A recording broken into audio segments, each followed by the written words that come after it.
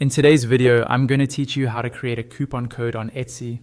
We'll walk through this from inside your Etsy dashboard. So if you're not already logged in, go ahead and sign into your Etsy account.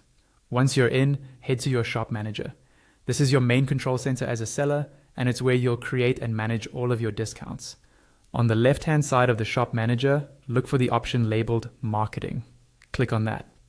This is the section where Etsy keeps tools to help you promote your shop, including sales, ads, and of course, coupon codes. Inside the marketing area, find and select sales and discounts. This page shows any promotions you're currently running and gives you options to create new ones. Here, focus on the section called promo code. Next to it, you'll see a button or link that says Setup. Click on Setup to start creating a new coupon. You'll now see a form where you define the details of your coupon. First, look for the drop-down menu next to Discount Amount. Open that drop-down and decide what kind of promotion you want to offer: a percentage off, a fixed amount off, or free standard delivery. Choose the option that best matches your goal. For example, percentage off is great for general sales, while free shipping can encourage people to complete their purchase. Once you've chosen the type of discount, click into the field next to it and enter the value. If you picked percentage, type something like 10 or 15.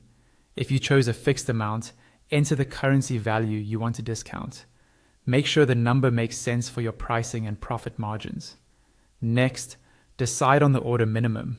This controls when the coupon can be used. You can leave it as none or set a minimum number of items or a minimum order total. A minimum can be helpful if you want to increase your average order value. After that, choose the duration.